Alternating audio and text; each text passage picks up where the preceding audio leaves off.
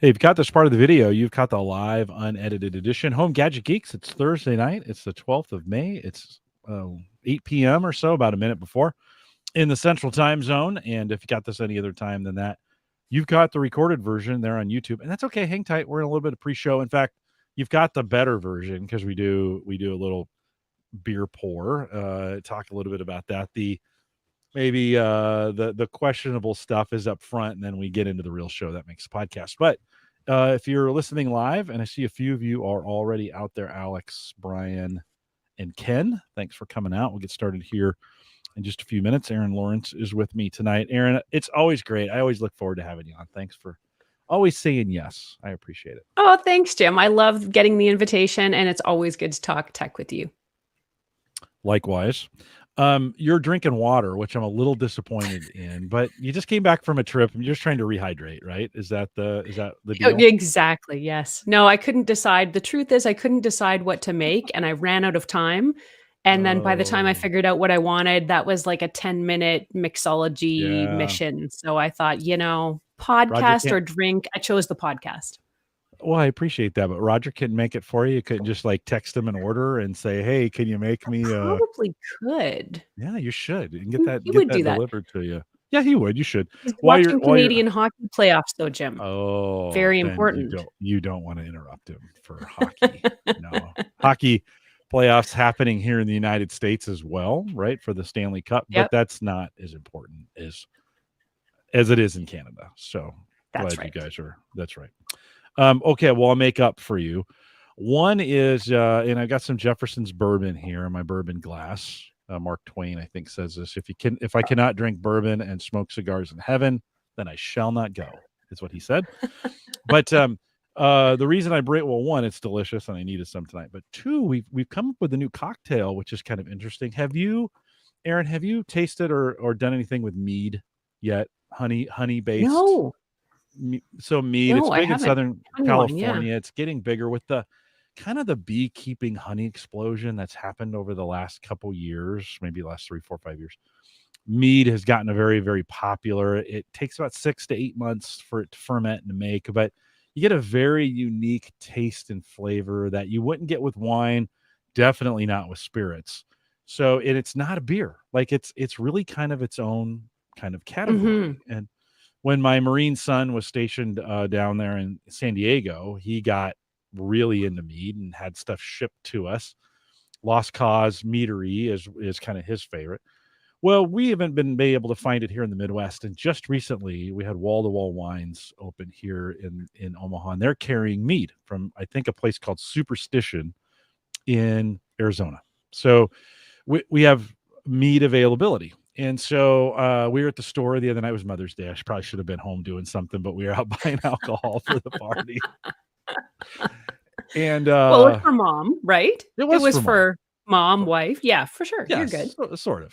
It was sort of for her. It's for all of us to share in her day. Right.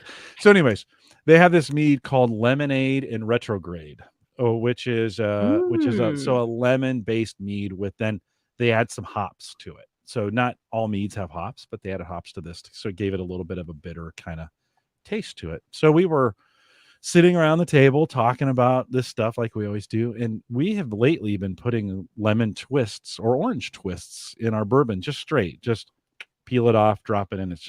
It takes a marginal bourbon, makes it pretty good. Right. I thought, what if we mix this mead with the bourbon? Like, so we went in the kitchen, full shot, 2 shots. So equal parts lemonade and Retrograde, mead, and a shot of bourbon. And Erin, we're calling it Kentucky Lemonade at this point. Oh yes, pretty. So like, if you get a really lemon sour ball, I forget what they call those. Yeah, the candies. Kind of make shit. Sweet tart? No, not those. Yeah, kind of like a sweet tart. Yeah, well, your sweet tarts are different than our sweet tarts. Canada versus U.S. candy. Sweet tarts in Canada, chocolate. Sweet tarts in the United States, sugar. So a little bit different.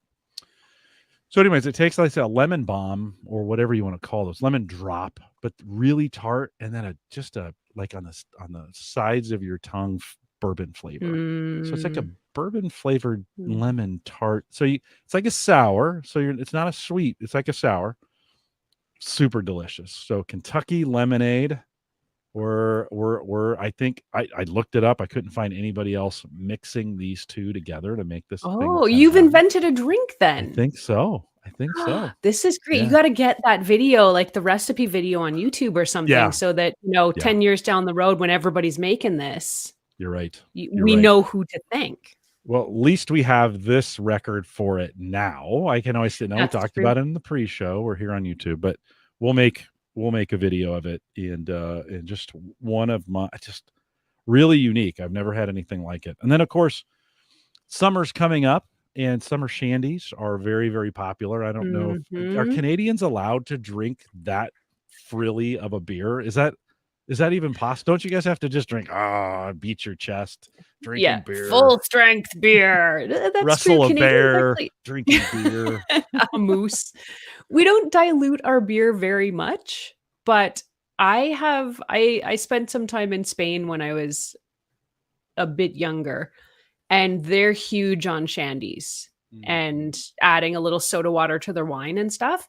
And I picked that up there, and I love it because it just lightens it up, but you still get the flavor of it. So it's super refreshing.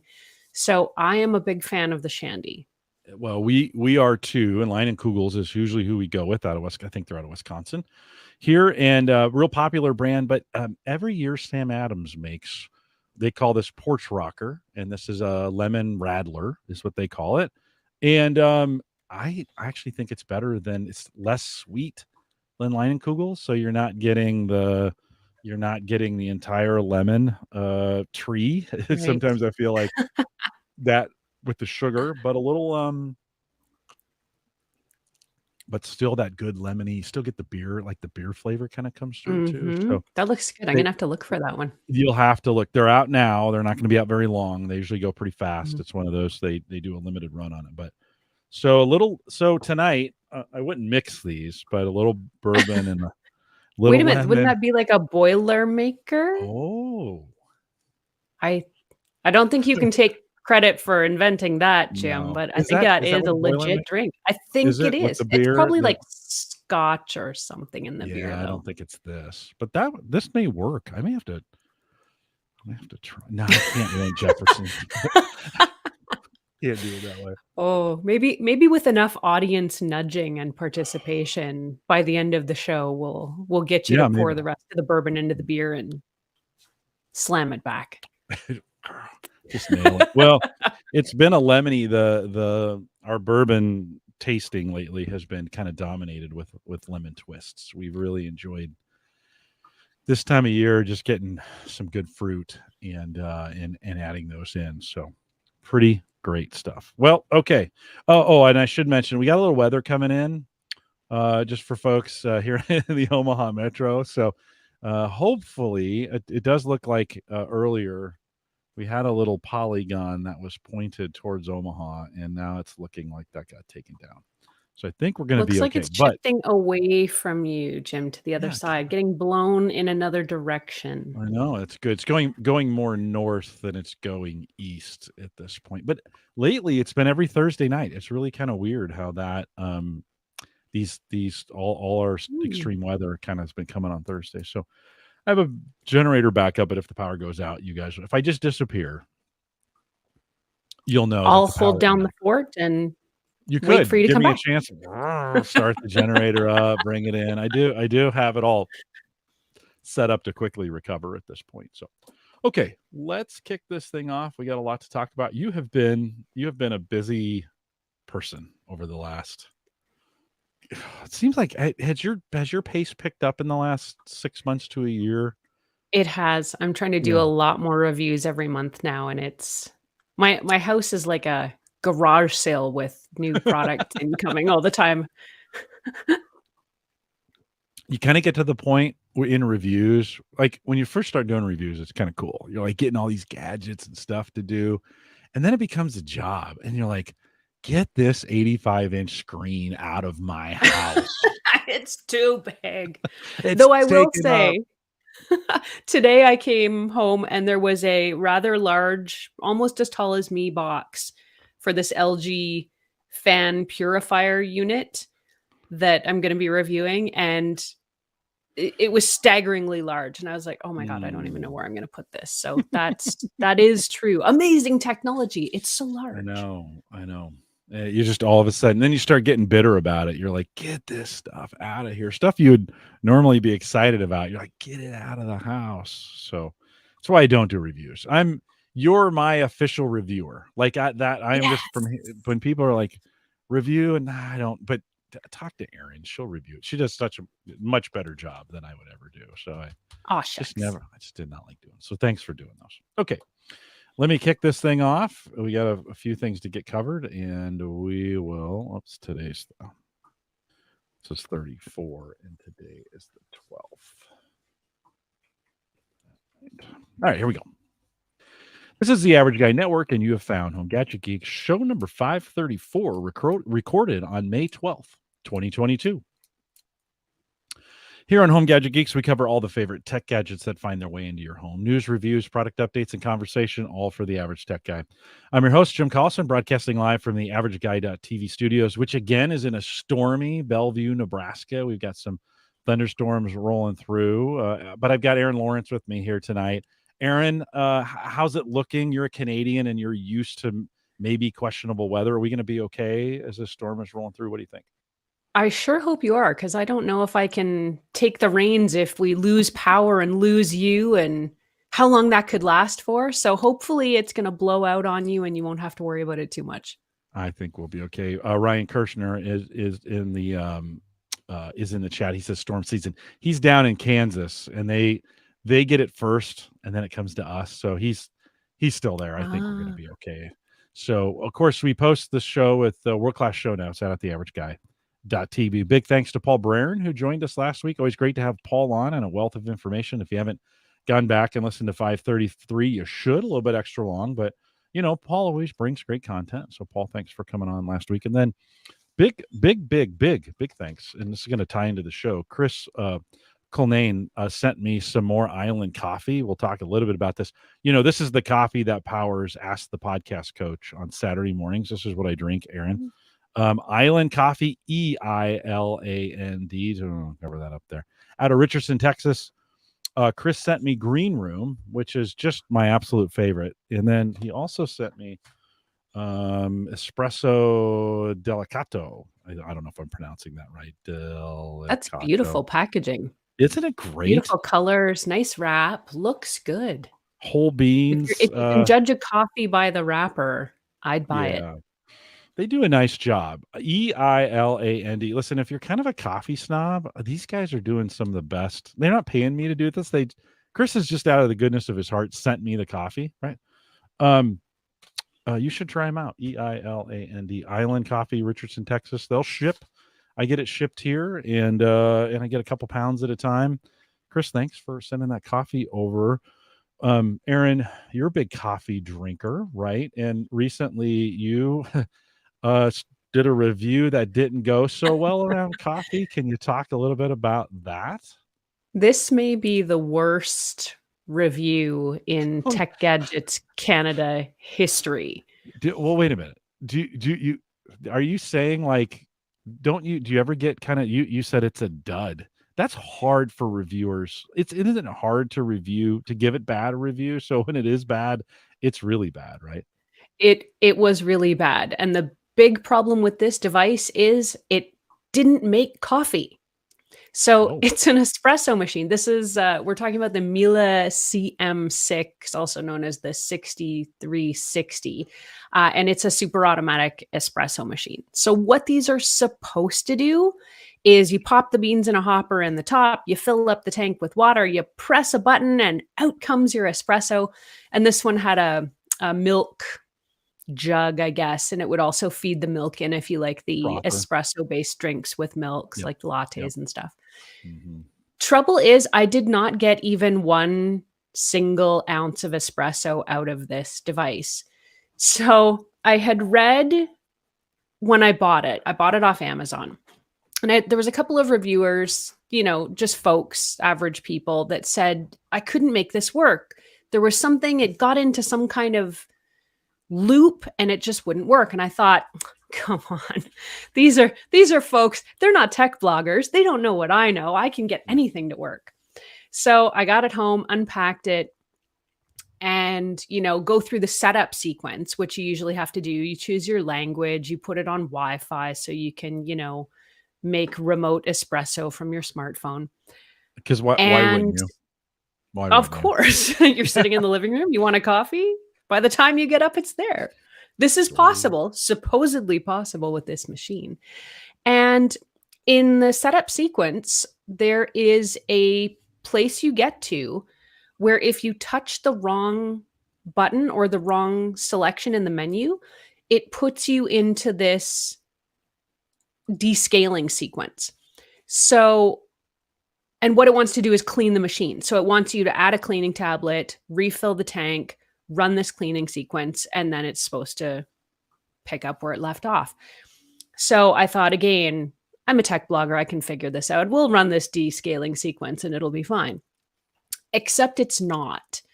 So it went through the descaling sequence about 4 times. There was absolutely no way to exit the sequence. So again, I think, well, this is simple. I'll call Miele customer service and they will just tell me what to do to get it out of this sequence. Except they can't. So the very nice customer service agent, I will say they were quite kind, but admitted there was nothing they could do. There's nothing I can do. There's no ability to reset this on the device or to exit this sequence. So the only options available to me were to ship the machine back and try ordering a new one, or take it myself to an authorized Miele service dealer, which at that point was 2 hours away from my location. So I was kind of flabbergasted. I've never been in a position where an hour out of the box, the device doesn't even do the thing, the only thing that it's supposed to do. Yeah. So I was pretty frustrated with that, Jim. In all honesty, that's probably one of the worst review experiences I've had. And you're just stuck. And I really pity the folks that get a couple months into this, but maybe they don't touch that wrong button in the setup sequence and they get 3 or 6 months down the road, or they opt to skip the descaling when it comes up and they just keep making coffee and then eventually they have to do it and it's out of warranty and then they're stuck. Yeah, it's a $2,000 machine, right? It was, I paid $2,200 for it. And fortunately, and I give a huge shout out to Amazon on this.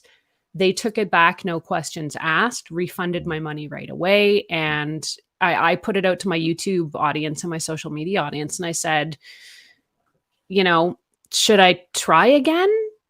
Based on the other reviews, this is not an uncommon problem. This is a known issue that Miele hasn't dealt with. So should I just roll the dice and try again, or should I throw in the towel? And pretty much universally, everybody said, it's a dud, forget it. Yeah. Yeah. And maybe because it's firmware in the, if this is going to be Wi-Fi enabled, it's got some kind of board in there. And if it's programmed to do that for this one, that, sounds like no matter what you get down the road. Had you planned to keep it then? Were you buying it to not only do a review, but to kind of hold on to it long term? Were you hoping it would be your I'm in the market for one of those machines, and I would love to have something that, that can deliver on the quality, the speed, the ease of use, and in all honesty, the design too, because that's my dog, Rainy. No worries. The design was a big thing.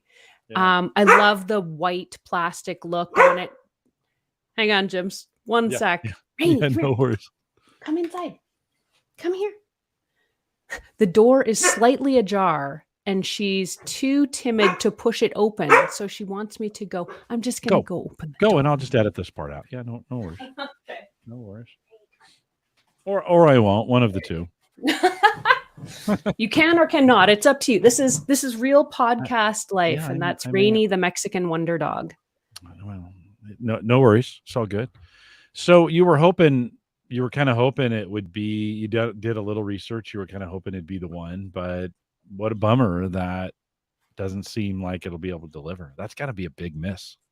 Yeah. And I was actually also really surprised that no one from Miele reached out to offer a suggestion or say, hey, there's a new model coming, or we're rebuilding the firmware in this, or, whatever. Right. But, I guess they've got many other unhappy customers to deal with at this point. Gosh, yeah, in that market, you think that price point, they probably don't sell a ton of them, right? This isn't a $50 Wi-Fi router or something along those lines. It's not a Keurig, and it's not an espresso, which you can get for, $50 or $100. Yeah.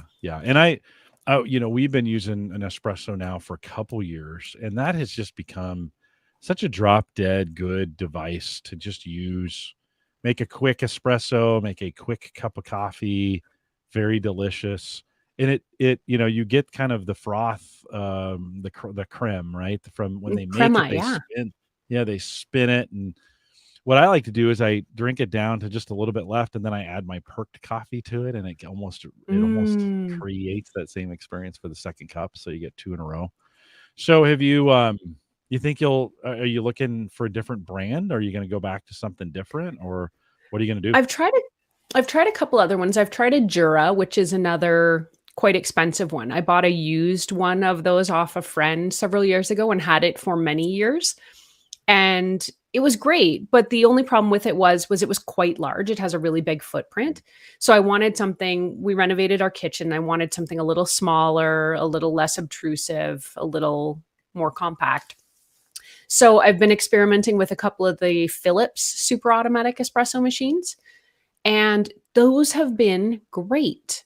They don't brick. They make coffee. They steam milk. The quality is quite good. They're very adjustable, and have been quite reliable. Their price range is more around, I think, depending on the model, it's around $1,000 or so. I think you can get them for, between $9 and $15, depending on what you want out of them. But those have been quite reliable too. And then I've been a bit disillusioned in the last few weeks. So I've just gone back to my sturdy old Nespresso pod machine. And like you say, those machines are workhorses. The coffee is consistently great.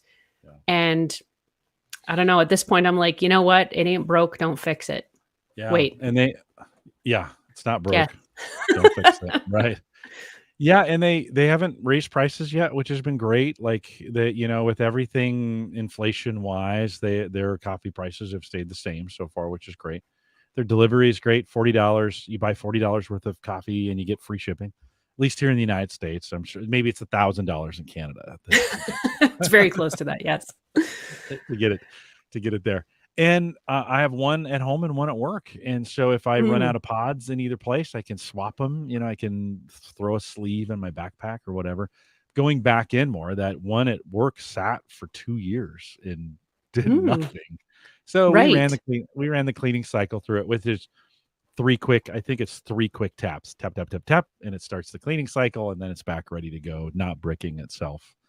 Based on that. So they have been good little coffee makers. I can't lie though. I mean, grinding my own beans and perking them on the stovetop is still, I mean, listen, I love espresso, but I love perking my own coffee. And we've talked about this. I drip, you perk, but we both love our good coffee. Yeah, and if you remember, I import my coffee from California. Whenever I get down there or whenever I have someone who goes, they bring it back for me. Bob in the chat room says, very odd for normally a good brand, right? They're usually associated with quality. And I think you probably thought that too. I don't think we're trying to drag them down but it's just an unusual situation. I think, because you review so many products, it's pretty unusual to have a product just not work for you out the door. Has that kind of been your experience? Is almost everything? It has. And just the fact that, I mean, this is clearly a known issue. That's what that's what kind of disheartens me the most, is that there's been plenty of people saying this is happening. And, based on my own call to their customer service, they were aware of this issue. Why are they still selling these devices? Like and Bob is right that Miele does have a good reputation and seems like a solid brand. And that is why I chose that device. But it doesn't give me a lot of reassurance when the machine doesn't do the only thing that it's supposed to do.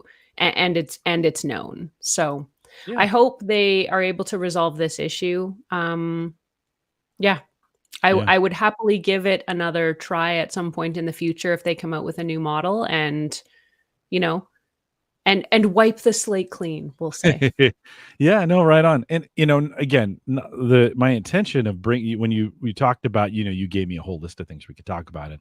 I moved this one up to the front. One, because I wanted to blend it in with the coffee. But two is, in the review business, it's not always, a lot of the time it's fun and games, get in there, set it up. But then there's these kinds of situations. Now, in this case, you would have done a review and you would have kept it. You bought this with your own money, right? So this is not something they sent you. So you have a good opportunity. That's in some cases you're like, oh, well, yikes. But that is a good, just as we think through all the tech gadgets that we buy, these kinds of things do happen. And at least in this case, Amazon, which has been, I think for most people, has been really good on the return side of things. Definitely. That kind of makes it easy. So, well, what has worked in what you talked Ed Sullivan into a couple times ago when you were on here was some robot vacuum cleaners. And you've got two that you've been looking at lately. iRobot, right, is the one I think we talked about a couple shows ago when you were on, but you've done some other reviews. Let's talk a little bit.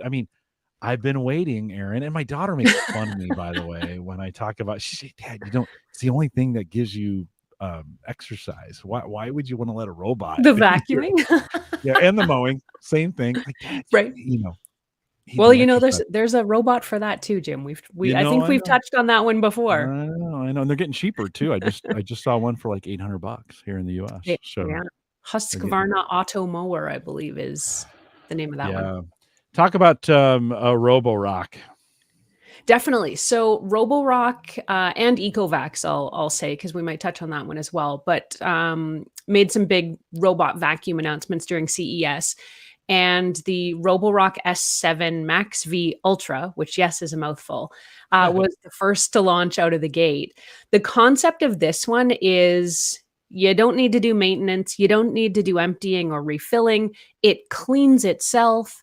And you basically set it and forget it, to quote George Foreman. Mm-hmm. So there's 3 tanks in this one. The way it's designed is it's kind of got a big and a bit clunky, I'll say, base station design, but it holds 3 tanks. One of them holds the vacuum bag where it will evacuate the inside of the robot vacuum out into the sealed bag. There's a clean water tank and a dirty water tank.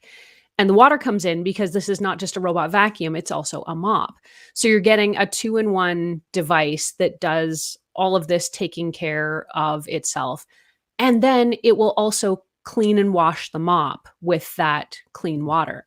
So a ton of functionality, a ton of cool tech happening in here. And it works really well. It's a great vacuum. It cleans quite well, I'll say. Not as well as some other bots I found, but pretty close. Does a reasonably good job. These robots are super easy to set up. You can schedule them to go out, anytime you want. If you're going to be out of the house, get all the vacuuming done while you're there. And it's just super convenient. I love the convenience of having something to take care of the vacuuming and the mopping. And it's actually pretty good, I will say, at the mopping part. This is not a shop vac, and it's not going to suck up, a liter of spilled milk on your floor.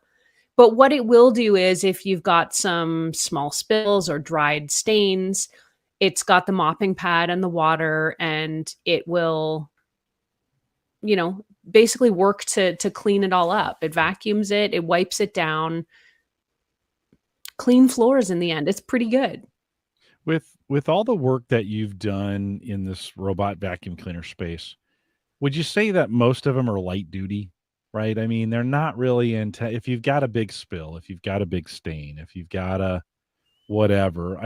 We're showing the video on the screen here, and you had it going over something here that looks like baking soda or baking powder or something Flour, like that. yes. Yeah. So I do all my robot vacuum tests on carpet and hardwood with flour, oatmeal, dried oats, rice, dry rice, and then like cracker crumbs or pieces. So I run every vacuum through the same set of tests so that I'm kind of getting the same baseline. And this one didn't do as good a job with the finer stuff like flour on carpets. It did a really good job on the floors, but the carpet it seemed to struggle with. And the little corner brush that most of these bots have sort of out front tended to sort of spit stuff around and just kick the debris around if it was a bit too big. So it would get it in subsequent passes, but it wasn't kind of doing one pass and getting everything in it. Mm-hmm. And I think the idea is that you're running these all the time, so it's keeping it down to a minimum. And then I think probably you're going to have to go back for deeper cleaning. You're going to have to go back, right, and do some of these specific spots it can't get to or it struggles with, right? Do you find yourself? You do. I find these bots are more, you're right, for sort of keeping the dirt and the dust and the pet hair in particular to a dull roar, throughout the week. They're not going to get into every corner. They're not going to get on your baseboards. They're not going to power dirt deeply out of the carpet fibers, though a lot of the bots are improving in that. I think you do still need to own a real vacuum. We'll call it a real or an upright vacuum or something with just really strong suction and power. But these robots do a great job if you have pets around. I know around our house with 2 dogs, there's always what I call pet hair tumbleweeds kind of making their way down the hallway or into the corner somewhere. So these do help with that, but you do still need to have an upright vacuum or a housekeeper if that's your preference, but some way to sort of get that deep cleaning done, every so often. Ed Sullivan, who I mentioned earlier, he bought Milo is his dog, one of my favorite dogs on the planet, by the way. But Milo sheds quite a bit. And so I think Ed's thought was it could run during the day, keep the majority of it down. And then, there's going to be some times you're going to have to come back through. We actually have really light duty here in the house, and I could probably get away for a month or 2 between vacuums if I had a robot thing kind of going around the house. You also looked at the Diebold and am I pronouncing that right? Diebold? Ecovac. ECOVAC DEEBOT. DEEBOT. There we go. I was thinking of the other tool set, but the Ecovac, this actually looks like a garbage can. The base station looks like a garbage can as opposed to the other one had the fancy, divided segments to it. Talk a little bit about this one. Yeah, I actually prefer the design of this one. So you're right. It does look like one of those big sort of upright metal garbage cans. It's kind of got a brushed silver finish on it, but that's because all of the tanks for this one are hidden on the inside. So there's a lid on the top that opens up and it'll give you access to essentially the same stuff. There's a vacuum bag holder, a clean water tank, and a dirty water tank. And then there's a little drawer in the front of it, a separate little drawer that holds the vacuum bag. So everything is kind of neatly tucked away, and you wouldn't necessarily know A, that it's a robot vacuum, and B, what's going on inside. If you looked at this one, you'd just think, what is that? What is that cool kind of piece of brushed metal furniture? So I did really like the design. I thought it was quite thoughtful, but similar technology happening here. So you've got mopping and vacuuming in one. And the difference with this one is it comes with 2 mopping pads that are removable. And these ones spin. So the Roborock one is kind of just a mopping plate that is fairly static, I'll say. With the ECOVACS DEEBOT X1 OMNI, which is also a mouthful to say, these mopping pads on the underneath will spin and rotate. So they're actually a little better able to scrub things off than the Roborock was in my testing. The only problem with this one is I didn't really have a major problem with this one, but some of my viewers on YouTube did. It's that you have to take the mopping plates off when you want it to go over carpet. So it will vacuum and mop simultaneously, but only on hard floors. If you want it to tackle carpet, you've got to remove those scrubbing mopping pads. So some folks thought that was a bit tedious. With the amount of carpet I have in my home, it's not an issue for me. I think if other folks had a lot more carpet and a lot less floor, this would definitely be an issue. But it just goes to show you kind of the different designs these companies are coming up with and the different technologies and what one has, the other has sort of something a little bit different. So you've really got to decide what's going to work well for your home. Mm-hmm. Did you prefer either one if you were gonna, and are you still, do you have a full-time unit that you've bought that you're using, or are you just you getting enough reviews that you don't have to worry about it? I'm actually working on probably a 10 or 12 robot vacuum series about like which are the best ever out there. So I'm on to some new ones right now. I just got one in from Shark, and I've got another one coming in, which I can't remember.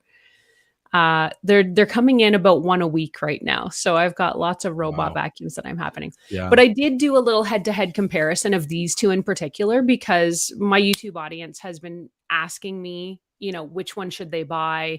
Which one is better? Which one would I buy if it were up to me? And so I just lined them up side by side and ran a comparison, which one cleaned better? Where does price come in? How did the scrubbing mopping pads compare to a mopping plate? And the winner for me was the ECOVACS, the DEEBOT X1 OMNI. It just checked a few more of those boxes for me. And I really was impressed with the scrubbing mop.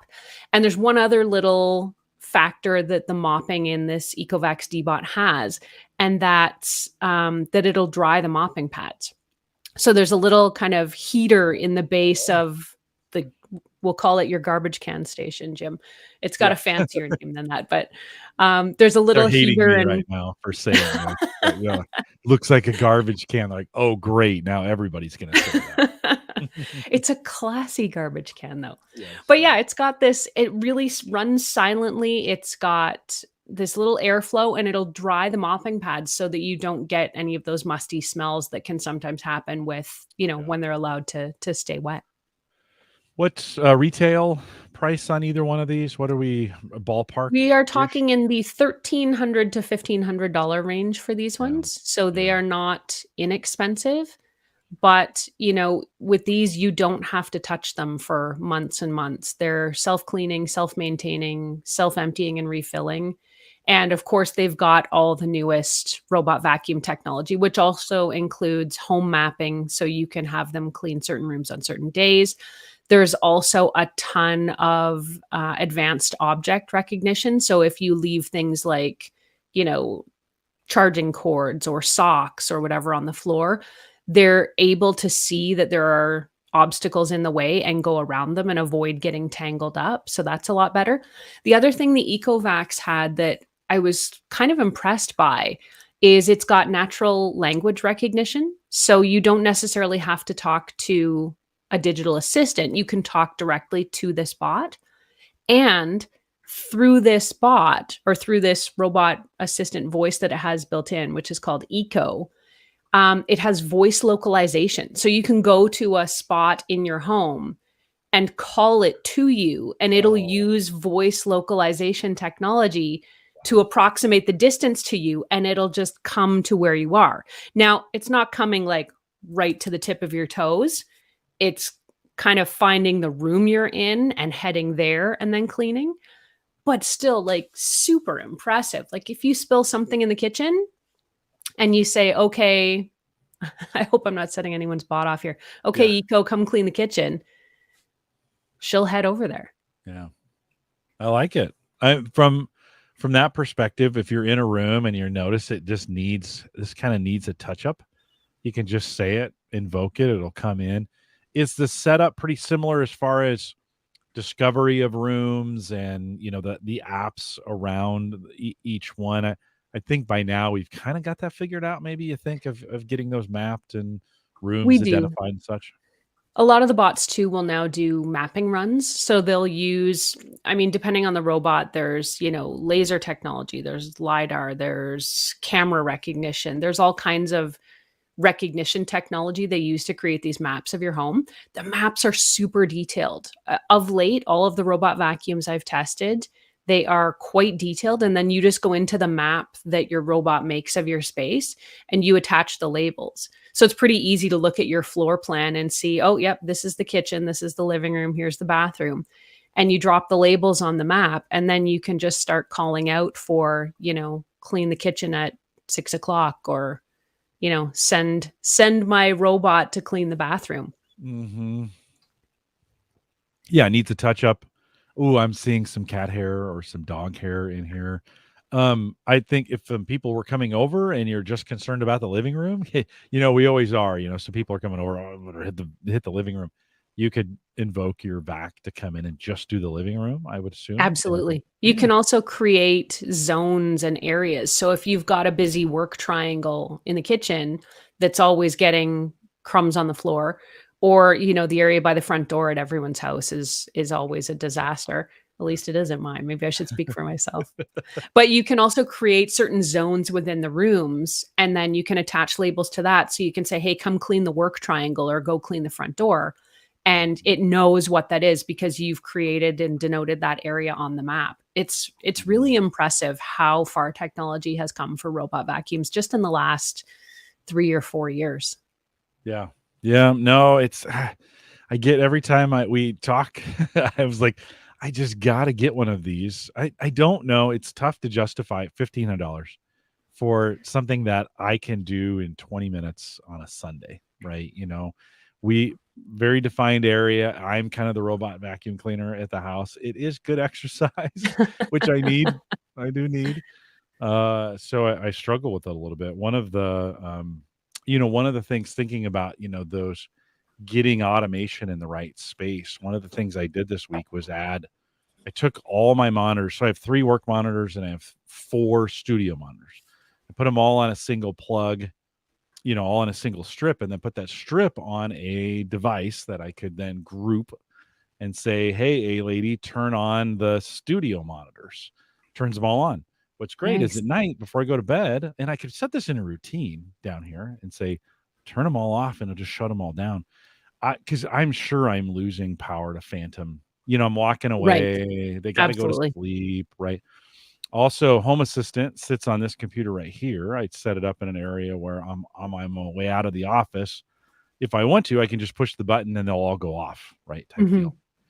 That's that same kind of convenience of like, okay, I'm done with the monitors, shut them down, and it just has made that a little more convenient than it's not hard, but I was just turning them off manually, go right up underneath here, up over there, turn this one, turn that one off.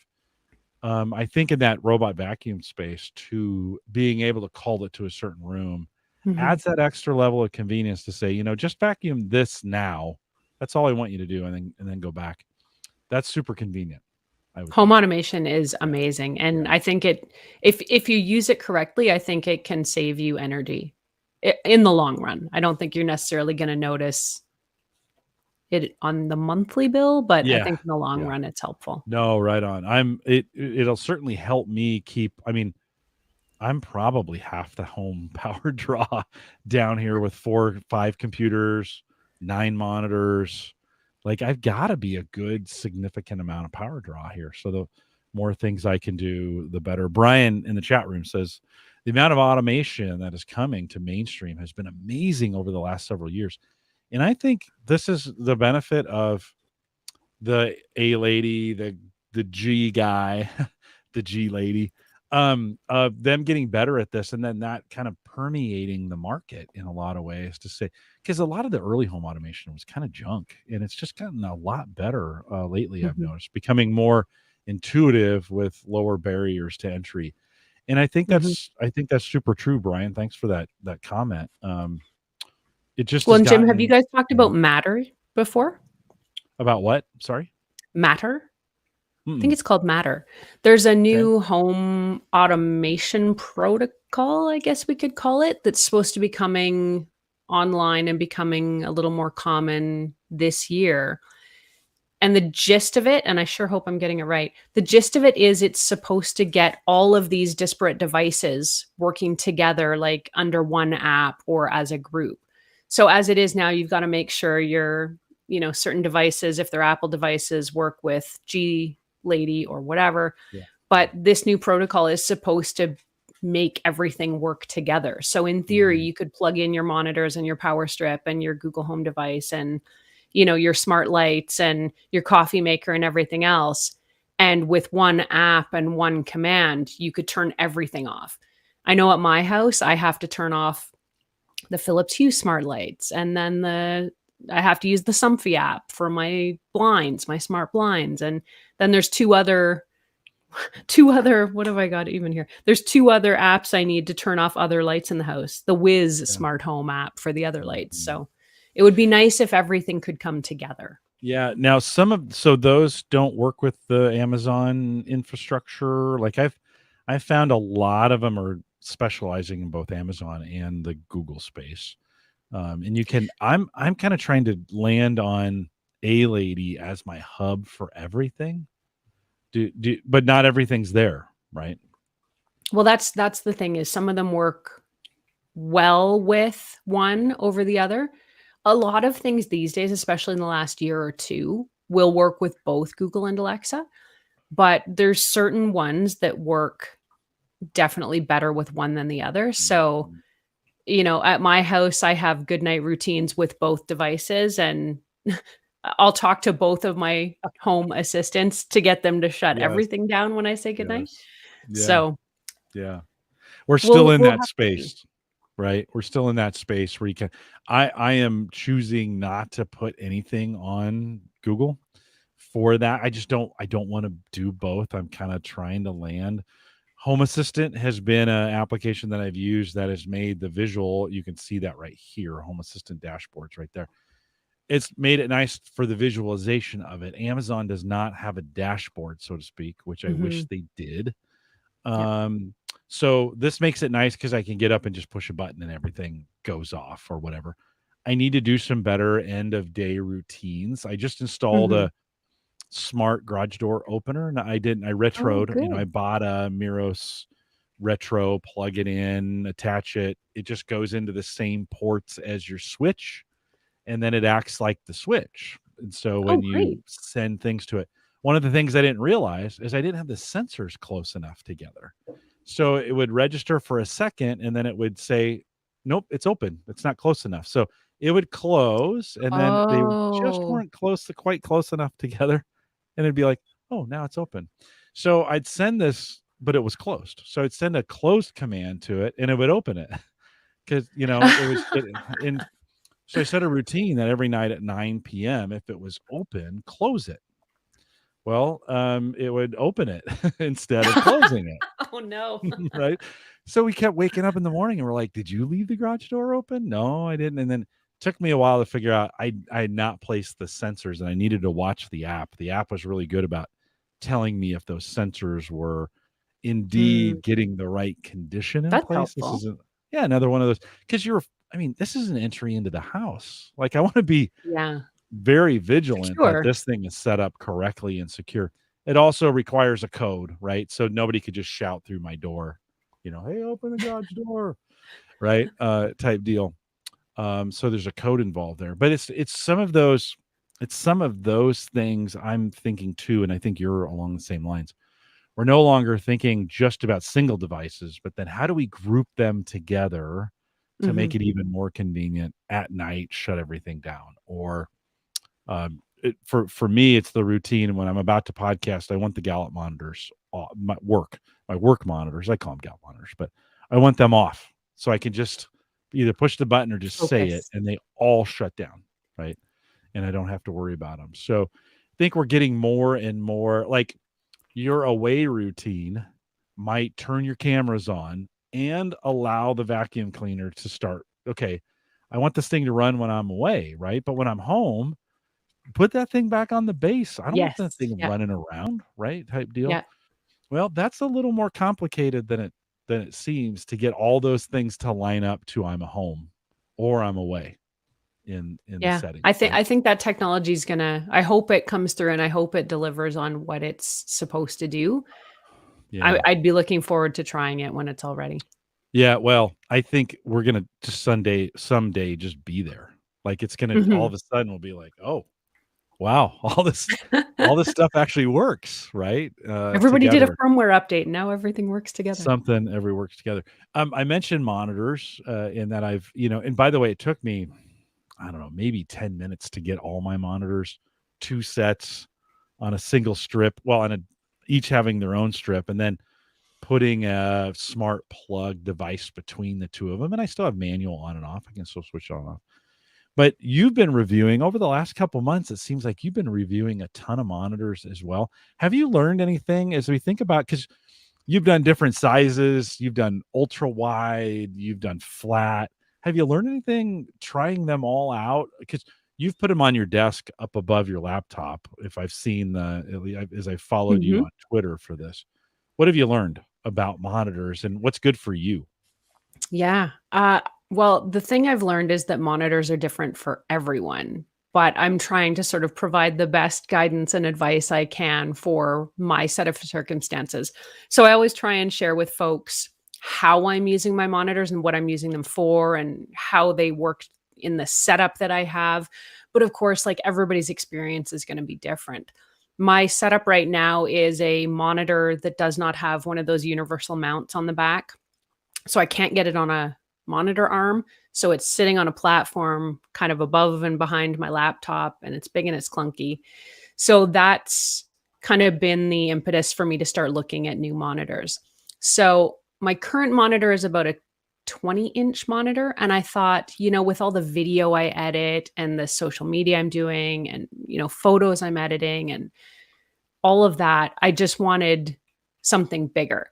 So I went to a super ultra widescreen monitor first because I thought, why not go all the way? Like bigger is obviously going to be better. And what I learned about that was sometimes bigger is too big. So for my space, it isn't so, Erin. Those are dirty words on this program. I'm afraid it's true. For the space that I was working in, if you're going to go with a huge monitor, you've got to have the distance between you and the monitor so that you can get that whole picture. Was this the one? Was this the one that pushed you over the edge, the 32-inch? No, that's the curved monitor. That's something else I learned, which is that gaming monitors are not ideal for work purposes. I wanted to try out a gaming monitor to see a curved gaming monitor in particular, again, for the video use, because I thought, hey, the curve is just going to make using video easier. But the curved monitor, if you're editing documents, it gives everything this warp. So it was driving me nuts. It was okay if I had something full screen video and I was watching it. But when I was trying to edit, anybody who's ever edited video, you get sort of a timeline, which it runs across the bottom of your screen. If you've ever seen video or audio that way, it gives it like a bend. So you're trying to it's almost like spinning a dial when you're moving it across your screen. So as much as I was excited about seeing if a gaming monitor and a curved monitor could be really great for work, it was not good for video. It was not good for documents. The quality was great. It's a 4K monitor, the one I checked out, this Samsung. But just for working off of, it was not ideal. These are designed to just be big, in your face, fill your eyes with, immersive gaming experiences. So not ideal for a workspace. Now I do have an 32-inch ultra wide that is curved that I am using on my desk. and it works really well for me. At this distance, for the way I use it, for what it is here, it actually works really well for me. So I think it may depend I'm showing this Samsung 32-inch 4K UHD monitor that you did. Of course, that's going to have more traditional monitor size. Mm-hmm. The ultra wides are kind of thin and long and curved. Yeah. Did you see any difference when you moved into your work style? Did you find this was different, any better? And it's a big old monitor. You may not even have enough space to get it far enough away from you, right? That's another consideration. Even I did find I went up, or I guess I went down from, I think it was the 34 or 36 inch to the 32. And I liked it a little better just because it's big while still being kind of manageable. Great resolution. Again, I think everybody should be using a 4K monitor now because they're just so much sharper and clearer. I am spoiled. Yes. But I did like using that one. I think for my working experience, and this is kind of goes to what I was saying, Jim, that for everybody's different uses and how they might use them and what they might want to do on them, it's going to be a different experience.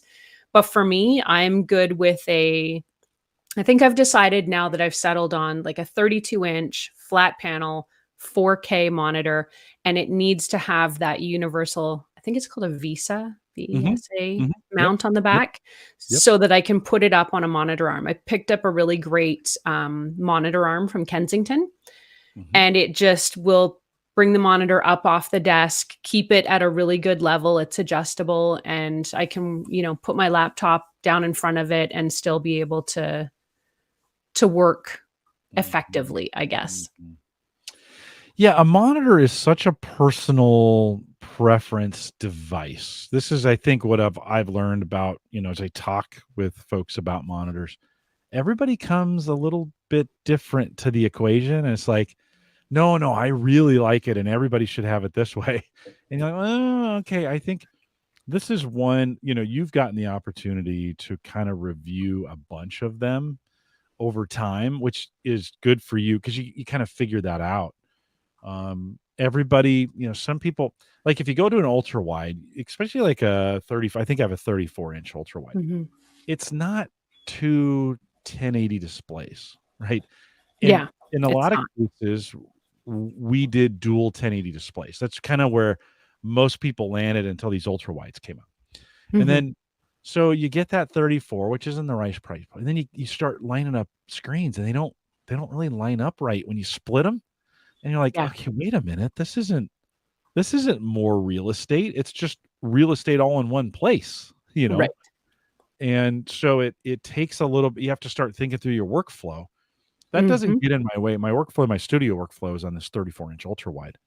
It doesn't get in the way most of the time, but there's a few moments I want to show something on a screen and I want it in that 1080. Well, okay, drag it over the other screen, and you're like the snap doesn't get you there to get that true resolution. No, it doesn't. That you're looking for, right? And then the ultra wides are, they're wide, but they're also narrow. For a lot of folks, they're narrow on the top, right? And so you just kind of think differently. As we're showing this image here, you've got a lot of real estate on this screen to go. Now it's 4K, right? It's 4K, so you're getting tons of resolution in there. But kind of a different layout. Split screen on this would be even skinnier for each one of those. I did try it with split screen, and it wasn't bad. There's enough real estate on there that you're not shrinking things down to fit them both on the monitor.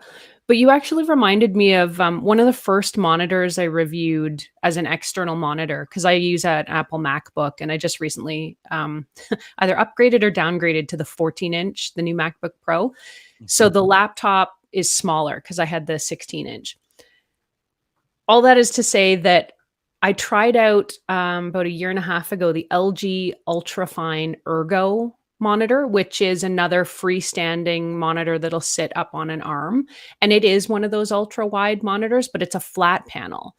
And that one was actually really good. I really enjoyed my experience with that. And until you just mentioned ultra wides like that, I had actually forgotten about it. So that one's, yeah, that's the one. It's a 34-inch monitor. And it was really great. I quite liked it. You can really lay stuff out there really well. I was laying, my video scripts next to my video editing window. And then I've got a control window for my, audio and video levels and stuff. The only trouble with that monitor was, and this is something we should all check when we're ordering monitors, is it had a huge arced stand that was really kind of immovable. So it took up, I think it was like about 10 or 11 inches across the desk, which means there's no putting anything else there. You can't stick anything in front of it because it's got sort of this huge curve that just comes right around towards you. So within, a day, I had this up on a monitor arm and took it right off the stand so that I could use the desk space a little better. But that's something else that if folks are out there shopping for monitors, take a good look at the type of stand that it comes on, see how adjustable it is, and make sure it does have one of those universal mounts so that if you do want to get it up and off your desk, you have that option. Yeah. I can't live without monitor mounts. With one with multiple at work. I've got quad monitors, so 2x2, two columns of two. And I've got one of those 4 mounts, so it's single pole, 2 and 2. You can mount it in there, set them in different ways. And it's just really, really handy. The top 2 are on one PC and the bottom 2 are on another. And it just gives me the opportunity to just to lay it out a little bit better. And that's something I couldn't do if I didn't have it on a mount. Mm-hmm. Yeah. Mounts are great. I am a convert. And as soon as I kind of settle on my final monitor, which might just very well be that LG one we just talked about, I'm going to clear off, all the stands and everything else on my desk and hopefully get a bunch of real estate back. Yeah. See, now I want in your office, I'd have that whole wall full of monitors. Like I have 9 down here. So, so you're not exaggerating when you say there's 9 monitors in your room. No, there are literally 9 monitors are down here. Right. And so now I did move this one. This would have been included in that. I moved this one and there's one over here, but yeah, I just like real estate. I want to see it. And that's just me. Right. Again, I think everybody needs to come to this monitor dilemma question on their own. What makes me the most productive? And for me, and monitors are cheap for the most part right now. I'd rather have more space than less. Now, for some people, they value this space. They don't want all this light on in their office area. I like it. I mean, I've got the weather running right now over here, and Google Linux running up there, and I've got my cameras where I can see them. And right, I mean, my personality just wants all that stuff in front of me. I want to see it all the time. I don't want if it's hidden. You're like an air traffic control center. No, it is. Yeah. And that doesn't need to be, but it is. But that makes me feel if that's what works for you and that's what you like, and you're that type of visual person that you want to see all of your stuff. Some people are tab monsters and can have all these windows and stuff open and have no problem flipping between them. But I'm kind of with you. I like to see a bunch of things at once, or at least choose, the 2 or 3 things that I want to see all at the same time. I just like it out front. I like to be able to look over. I like to have a dedicated weather page that's just up all the time. I can see it. All I have to do is look over there. Okay, it's 96 degrees outside. Okay, fine. That's the way I like it. I'd pay for that to have it dedicated all the time. So, speaking of monitor size, so we chatted about this with you a little bit the last time we were on. The last time you were on, you had done this Amazon Echo Show 15. I just bought a Show 7. So there's a 15 on my desk. You can't see it. There's not a 15. There's a 5. I have a Show 5 that I just moved down here from the kitchen. The 7-inch, which I think is just called a Echo Show. I forget anyway. I think that's the Show. Yeah. Yeah, I think that's the Show. We bought a new one for the kitchen because this one was getting a little flaky. And we were sick of it. So I got it for $25, which was super good on Woot. It was one of those reconditioned. Nice. And for these things, but you've had this 15 now. Do you still have it up? Do you still have it, or did you have to send it back? No, I had to send that one back. That was just a loaner and a tester. but I was actually a little disappointed to send it back. I kind of missed it. Well, I've always been, we having a bigger screen size in the kitchen now, even going from 5 to 7 inches makes a difference on the UI. Like they can get more in there. And I really do like the Amazon UI, what they're doing with it. But 15, that's a lot of space. How did, after you sent it back, you worked with it, I'm assuming, for a couple weeks, got to mess around with it. Is that something that you found with the extra space was helpful? I find you get used to that extra space really quickly. If anyone out there is like me, you're like, well, do I really need a bigger screen? Like, do I need the bigger Amazon interface? Can I get by with what I have? Of course you can. But once you get to have that larger experience on something like that 15-inch screen, you kind of learn to like it. And then when you have to send that one back because it's just a loaner for you to review and you're back on the 7 or the 10-inch screen, the 10-inch is the one I use, which it's the Echo Show 10 is what it's called. Right. Big bass, big sound base, right? Yes, on that big one. round speaker base, exactly. So I do like my Show 10 because it's got that rotating screen, but the 15 was really, it was a nice experience. And what Amazon's doing with that device in particular is trying to make it more for video. So they want you to watch Amazon Prime TV on that screen, and you can, and you don't feel like you're getting ripped off, I guess, by trying to watch it on a 5 or a 7-inch monitor.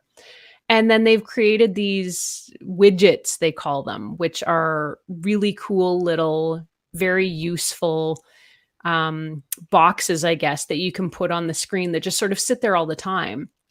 And you can make those do whatever you want. You can have sticky notes. You can have your weather there. You can have weather for multiple cities, wherever you want to keep tabs on.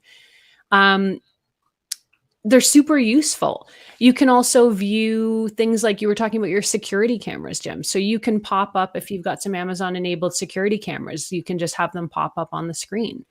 And of course, naturally, it being Amazon, it'll give you updates on your Amazon shopping and recommend products to you if you want. And I just found there was so much information available all on that one screen because of the couple inches that were added that it was really helpful. But I think you have to have a dedicated space. We were talking about sometimes too big, sometimes big is too big.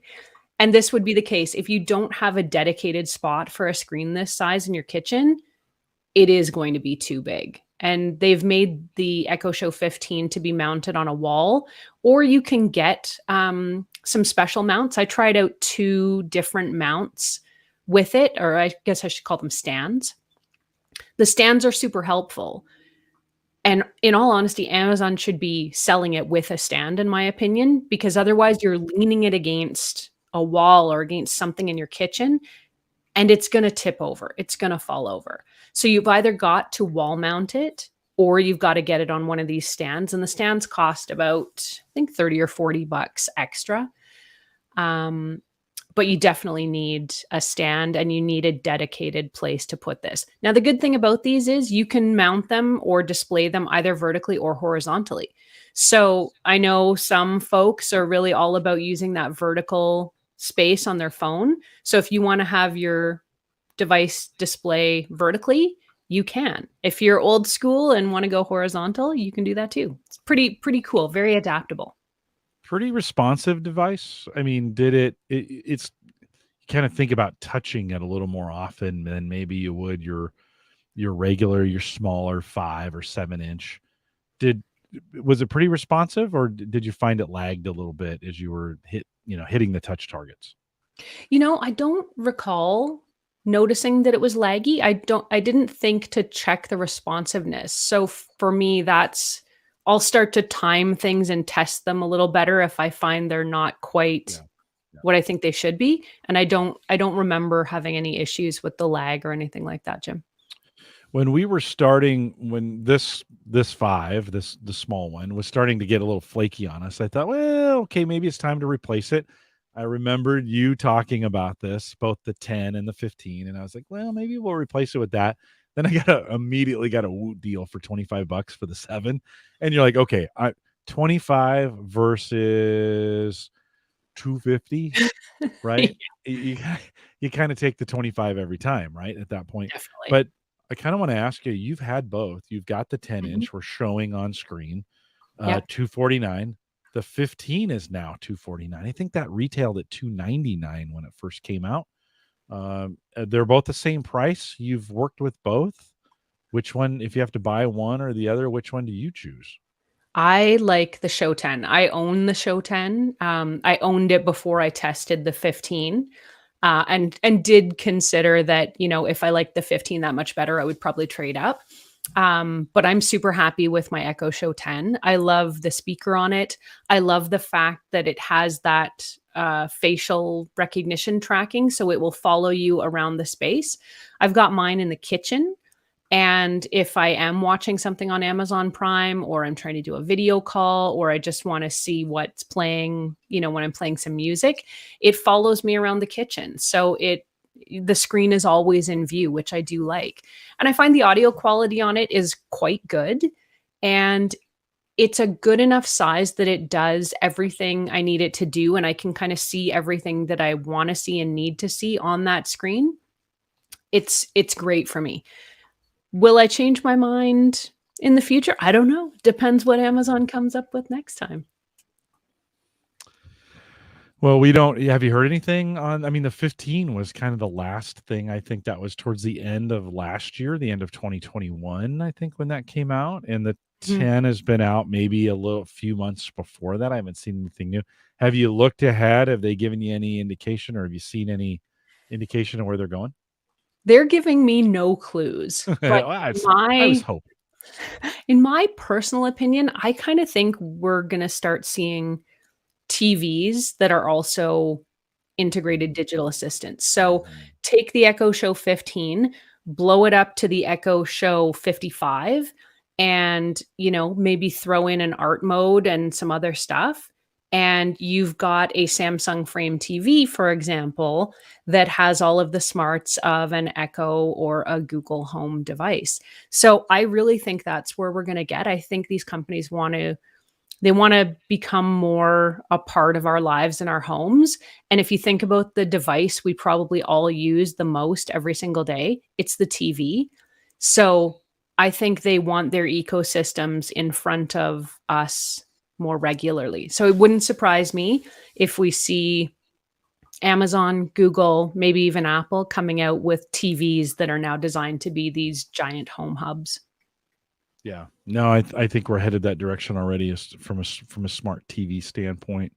You know, I the TV I've got I have a 45-inch or something, 50, I can't remember. That's in there, and it's the dumbest TV. Like, I bought it right before this whole smart TV thing. I don't know if I'm missing anything, to be honest with you, on that. You know, we don't. Yeah, I just don't. I don't know. So if we're headed that direction, we'll have to see how it goes. I mean, yeah, certainly when you're going through today, when you're going through a Netflix menu, or you're going through a Hulu menu, or you're going through the NVIDIA Shield menu, there's a, you know, it's nuts. I mean, I just watched Sarah go through all those things. I don't even watch the TV out there. I watch everything here. So it's a little bit different from that standpoint. But yeah, I have to see how that goes. I've been eyeing, like I said, I almost bought the 10 to replace it. I really like that 10. You had said so many great things about it the last time we talked to you. And then boy, that 15, you know, because bigger is better. And so, you know, it's like love that thing hanging on the wall. If you've got the space for it, it's totally worth it. Yeah. But you've got to have the space for it. And in our kitchen, we just don't. So it was fun to play with. And I hope one day to have that kind of real estate in my kitchen, but not yet. Well, one more review, and this is kind of, I'm kind of interested for a specific reason on this, but let's talk a little bit about, you reviewed the Sony Link earbud, these earbuds, and I think you liked them. Talk a little bit about them. I did, absolutely. So the Sony Link buds are kind of an interesting concept in truly wireless earbuds, and they're what's called open earbuds. So the thing with these is kind of built to, they don't completely plug your ear. The way these are constructed, they're kind of almost a two-circle design, and one of the circles sits towards the back of your ear, or your ear concha, if you know what that is. And then this open ring portion sits over your ear canal. So there's actually nothing pushing into your ear canal. And these are great because I know a lot of folks out there don't like the feeling of something in their ear canal. They don't like that plugged feeling that wearing earbuds can give. So these are kind of the best of both worlds. They will not only not give you that plugged feeling, but they'll give you a certain level of ambient sound ability. So you can stay attuned if you're trail running or you're commuting and you sort of want to be aware of your surroundings. You'll still get some of the sound through thanks to that little open ring design. Can people hear what you're listening to? Not really. It's surprisingly able to direct the sound into your ears, and it doesn't bleed out a lot. And similarly, I thought, oh my gosh, this is going to be terrible. Like if Roger's making something in the kitchen and I'm wearing these earbuds, I'll probably hear him rattling around and clattering around, and that'll disturb my listening. But not so. Once you've got music playing or something playing on these, it almost masks the stuff that's going on around you. But I mean, you're looking at earbuds like these because you do want some level of awareness. If you want that complete cone of silence, there's any number of earbuds you can get that are truly wireless that are just going to block out everything. But these are made for people that want to kind of keep a bit of an ear on what's going on around them. They have another really good property for some folks, and that will be that you can sleep in these. So I know a lot of people like to fall asleep listening to something, but the problem with a lot of earbuds is they stick out of your ears like a cork. And if you're a side sleeper and you want to lay on that side, they're pressing into your ear or they're getting caught and pulled out. But these have such a slim and flat profile and this kind of really soft domed shape that they basically don't stick out of your ear concha at all. So you could actually, and I did, lay on your side, fall asleep, and you're not going to wake up sort of clawing the earbuds out of your ear because they're hurting you in the middle of the night. But because they're letting ambient sound in, if you're sleep, many people use earbuds to block out I can't say it too loud, the partner snoring. That's what happens here at the Collison house. So can they be used as, can I run some, noise canceling something through them while I'm sleeping to maybe drown that out? Yeah, if you have stuff playing, it does mask it. Like I said, it's not going to keep everything out because that's not what these are designed to do. My benchmark right now for sort of biggest cone of silence, absolute best noise cancellation is either the Apple AirPods Pro or the AirPods Max. I find that in testing and just all of the headphones I've had the opportunity to test out, they do the best at true noise cancellation and blocking out everything. Yeah, they just stick out. That's the problem. They stick out, and I'm a side sleeper. They absolutely do. Yeah. Yeah, I mean, if you're looking for sort of real great noise canceling headphones that don't stick out, that don't also let in some noise, that's a tough one. No, it's been really hard for me to find. It looked like for a while Bose was going to figure this out, and they just fell. They just fell down. Like it's unbelievable. You were like, how bad can you, Bose, who's got the corner on this market in some regards, just didn't work. They've quickly exited that market. Well, and I think Bose also did, I'm trying to remember now, an open ear. It wasn't an earbud, but it was like a hook type headphone that just hovered outside the ear and then hooked around the back of it. Yeah. And I tried those and I found they were awful because the whole hook mechanism is made of this hard plastic with no softening. So, I mean, the sound quality is fine. and it does a good job of directing the sound in and keeping that awareness, but they hurt. Right. So good. Yeah, it's been I have searched far and wide and have not found anything that would work. When you showed these, I was like, oh, now I'm a big ambient sound guy anyways. For the podcast, I wear special earplugs that allow ambient sound in because I want to hear my own voice come back through. I don't want that. I don't like that closed in feeling that is there. I want to hear everything.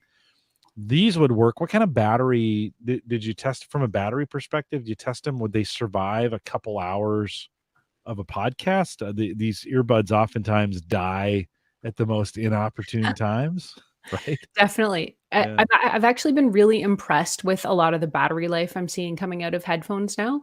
So you're usually getting 5 or 6 hours in the headphones themselves. And then, of course, you get more and more in the case. But more and more often, the headphones I'm seeing come out, the battery life is growing. There's a couple companies that seem kind of stalled, Apple, with battery life, not making any major advancements. But some companies are starting to. I think the trouble is that to try and put a big enough battery to give you a ton of longevity in something that's the size of, the tip of your thumb, then you run into the problem where the earbuds grow and they become painful to wear. I just reviewed a pair of Sennheisers, Sennheiser Sport, and fantastic headphones, great sound, love the Sennheiser brand. I can't wear them for longer than 10 minutes because they're so large, they just hurt to wear. So we've got these trade-offs with headphones. Do you want ones that are flat that you can lay on your side? Maybe you're going to hear some ambient sound. Do you want ones with a 10-hour battery life? Well, they're going to stick out to here. This is where technology is at. It's never perfect. No, it's getting better. And I think I'm actually going to try these because I could use them when I'm out walking. They would make great because I want to hear. I've never been the ones that plug up my ears, even though Apple says, and Mike said, Mike Uyghur had said, that it pushes the sound through and you can hear it. Oh, I don't know about that. So these would be, and they fit right in, and I'll try them at night and see if that, maybe I can. I like a quiet room, so I'd rather. Maybe I could play something into them that would help mask some of that sound. Do you know what I always play? I've got a couple apps that will just play either ocean sound effects or like forest sound effects or even just white noise. And for me, I find that's enough to just mask anything else that's going on while still being soothing and calming. Yeah. Getting me off to sleep. I just need the sound of some churning butter or chocolate or something like that. Something like that. Yeah, that'd be good. Uncle Marv in the chat says, love the Bose Sound Sport earbuds. They're clunky, bulky, but love the sound over anything else. I've tried, including Beats. And I think if sound is your indicator, then there's going to be certain things that you're looking for. I am definitely looking for comfort, ambient sound, and sleeping in them. So these, and it says that they've got you said in the review, 5.5 hours of battery life and a total of up to 17.5 with the charging case. So good enough for a podcast may not get you through the entire night, but really you just want them to get you until you drop off to sleep. Yeah. Maybe worth a try.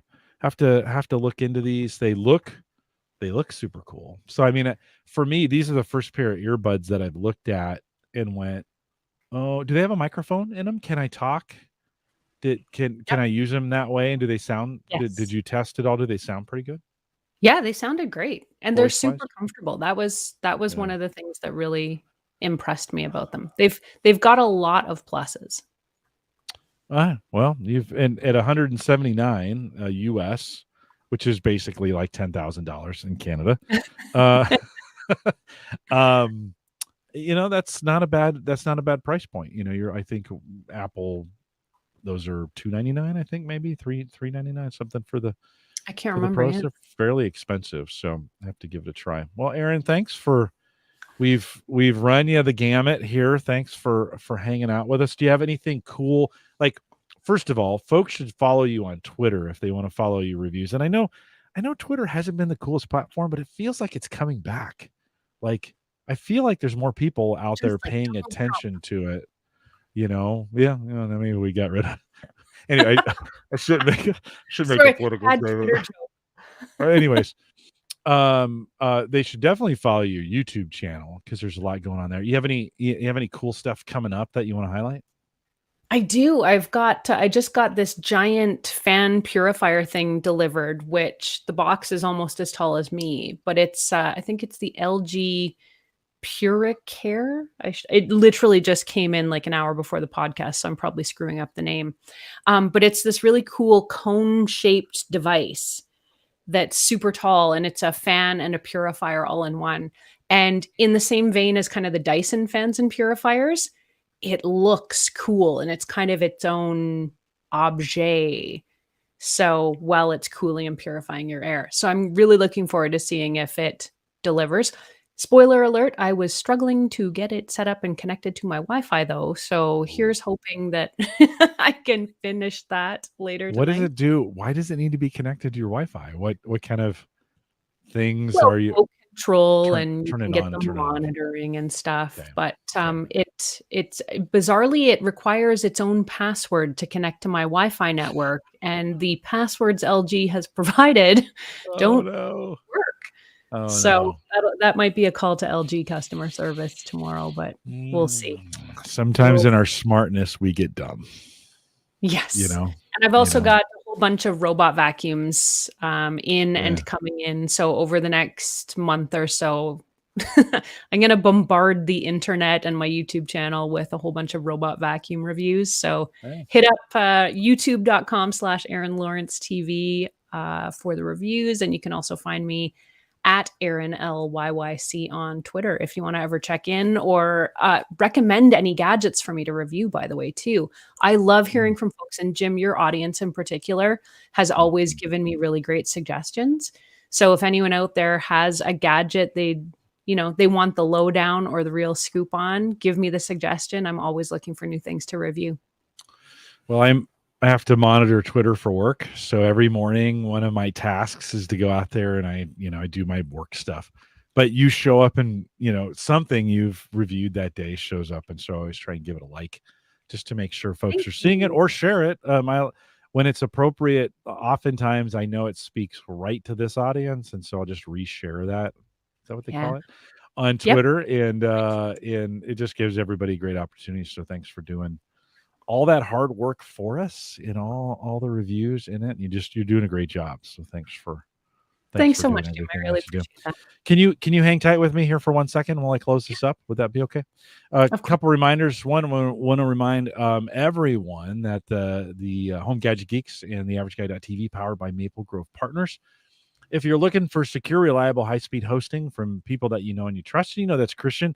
I actually have a Cyber Frontiers from Christian that it's probably 3 weeks old that I need to get out this weekend. We'll be pushing that out here to the Cyber Frontiers channel. But if you need a site, Christian can set that up for you. $10 a month. We're fighting inflation there at Maple Grove Partners. Hey, is inflation a huge problem in Canada? Is everything? Are you guys having? Yeah, we sure are. Everything is global. Way more expensive. I know. It happened fast too. Like it was just like mainly. Boom. It's going to come to tech too. So I know. Yeah, I know. No, there's a couple things I've been having my eye on, and I'm like, I should probably buy it now before these prices go up. So, maplegrovepartners.com if you want to take advantage. And I don't think Christian's planning on raising prices anytime soon. So we'll see how that goes. We are live every Thursday, 8 p.m. Central, 9 Eastern, out here at theaverageguy.tv/live. And we'd love to have you join us. If you're listening to this as a podcast, and there's a bunch of you that do, we'd love to have you come out as well as join us Saturday. I've been trying to get these posted in a premiere status, Saturday, noon Central, just a chance for us to get together. Last couple of weeks have been pretty thin, so I've gotten a little discouraged on it. But if you'd like to come out, it's not I'm going to cry or anything like that, but you guys don't love me. So, I mean, if you want to, because that's why we do this as influencers. We want you to love us. Right, Erin? The love and the adoration, or at least acknowledgement that you're out there. It does feed the soul. I know. Let us know. I mean, like, okay, there's some folks listening live. You could click the like button right now. It costs you nothing. Nothing. Literally. Well, I mean, big dividends for Gemini. Yeah. So click that like button before you go. We always love it when we get some feedback. We'll be back next Thursday, and I'm trying to think.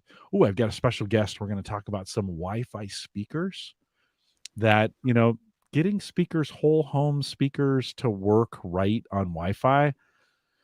I don't know if that nut has been completely cracked yet by Google or Amazon on their devices or whatever. Maybe Sonos is doing it, but I've got a guy coming on who kind of did this as a behind the scenes project, and it'll be kind of fun, little entrepreneur to talk about that. That's coming up next week. So join us next week, 8 p.m. Central, 9 Eastern, out here at theaverageguy.tv/live. With that, let's say goodnight, everybody.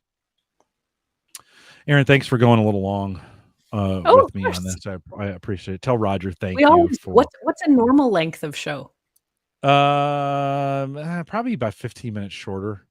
I've been trying to just over an hour is kind of what I've been trying to land on. We'll go an hour 20 tonight because we were goofing around in the beginning. But Brian says thanks, Erin and Jim. Great show. Always learn something new. So thanks, Brian. Appreciate that. We will see you guys next week. Make sure you join me. I got this new guest coming out. Erin, hang tight for me one sec.